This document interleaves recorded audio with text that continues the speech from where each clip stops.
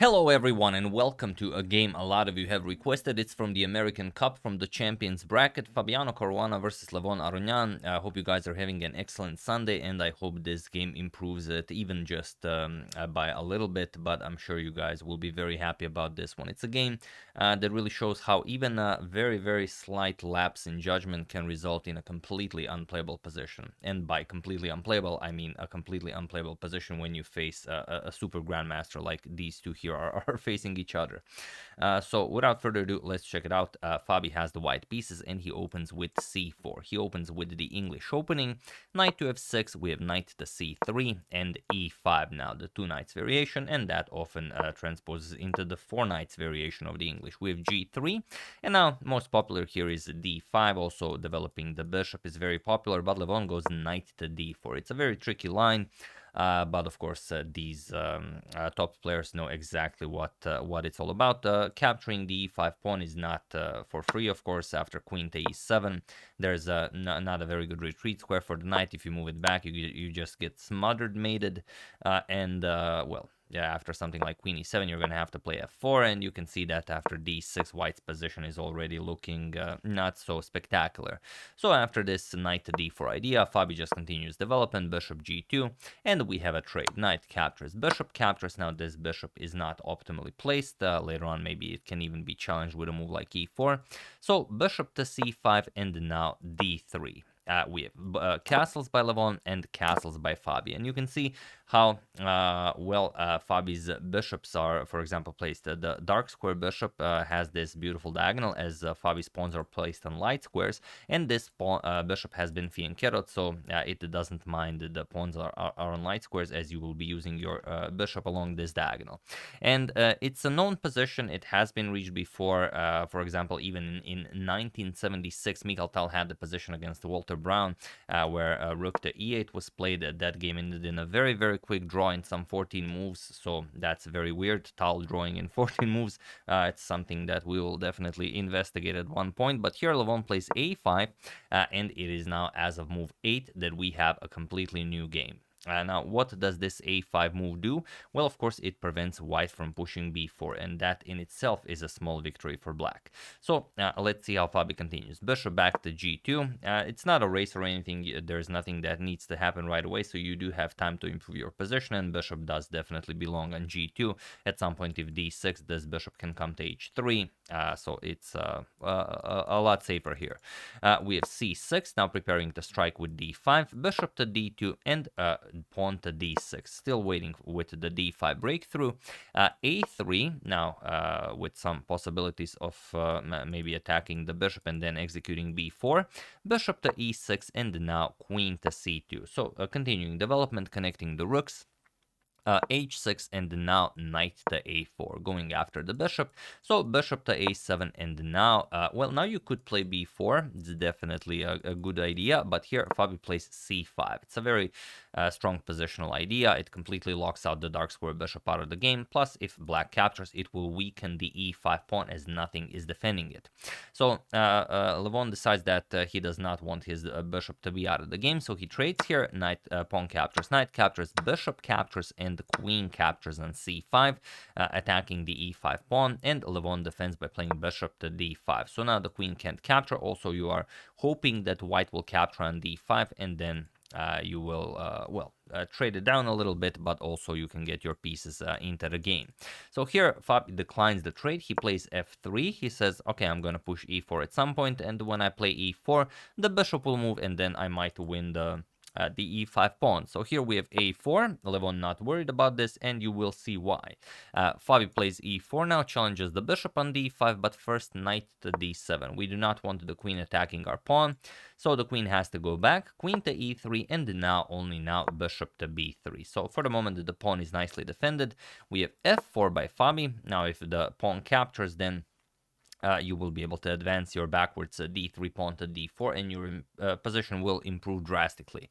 And this is the moment where Levon really has to figure out how to continue playing this, and it's not an easy decision. In the game, Levon played queen to b6, offering a queen trade, but as you'll see, this is not the best way to go about the position. The best way is to play c5, because we really want to prevent this pawn from coming to d4, and this pawn staying on d3 means that it will remain a target forever, and we're going to be able to pile up on it, and it doesn't matter, even if we temporarily go down in material a pawn, we will always be able to pick up this d3 pawn, and it's very, very hard for white to continue playing this position. So c5 is definitely the key idea here. But Levon played queen to b6, and now you will see how much Levon will struggle to put the pawn back to c5, because the pawn really does belong on c5. You're going to play b6, and then you're going to remaneuver the knight. Maybe you can play the knight here, knight here, knight here, and then knight to d4.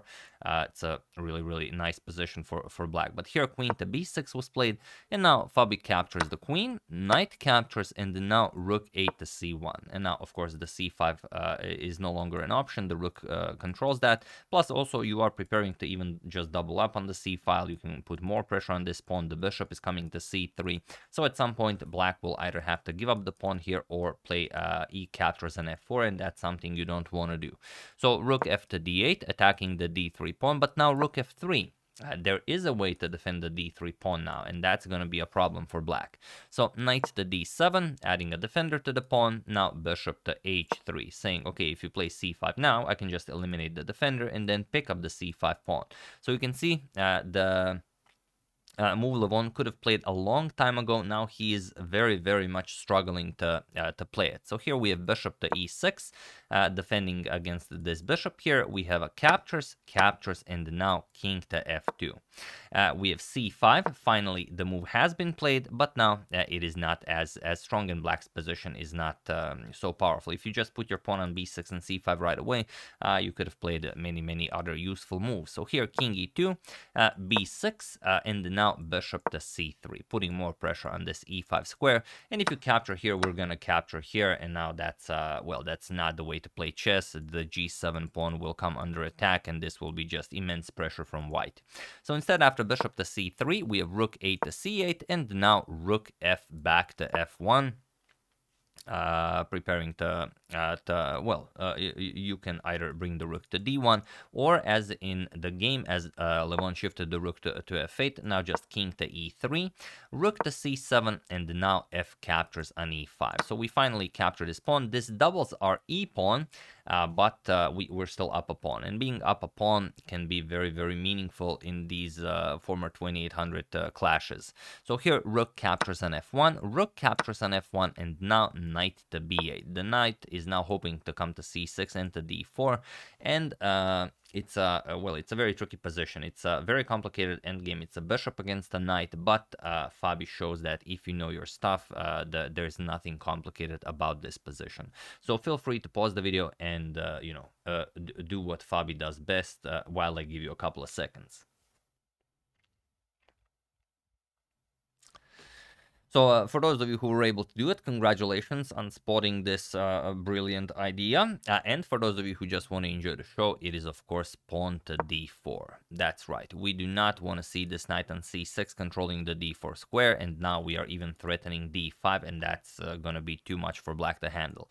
So here we have to capture, c captures on d4, bishop captures, and now how do you play this? Okay, the b6 pawn is hanging. We could play something like pawn to b5, but then we bring our bishop back to c3, and now you can no longer activate your rook with a powerful rook to c2 idea. So instead, after bishop captures on d4, Levon plays rook to c2, now attacking the h2 pawn, and now rook to d1. Fabi will, of course, put the bishop on c3. He will play rook to d6, go after the pawns here, and he says, my rook is much faster than your rook. So knight to c6, hoping that Fabi captures on b6, so Levon can capture on e5, but just bishop back to c3. And you can see how here the bishop is beautifully controlling the knight, so the knight really has no squares here. And even if you shift the knight over to e7, still this pawn is controlling both of these squares, so not a lot of good squares for this knight. Even if you bring it it all the way to g6. Still, the g3 pawn prevents the knight from going anywhere. So the knight really is a bad piece here. The bishop is much, much better. So rook captures on h2, winning the pawn back, but now rook to d2. Rook to d6 attacks the knight and all of the pawns on the 6th rank. Knight to a5, and now we just play king to f3. And I know what you guys are thinking. Why in the world would we play king to f3 when we can just grab this e6 pawn and create our own passed e pawn? The problem is if rook captures on e6, king f7 traps the rook. That's why. Of course, you can see that all of these squares are covered now by the king. This is covered by the knight. And if, of course, you play rook to d6, then, of course, knight c4 forks the king and rook, and now black wins the game. So that's why we're going to move the king to f3. No forks are now possible. King f7 defending the e6 pawn, but now we capture on b6, and also we add another defender to the b2 pawn.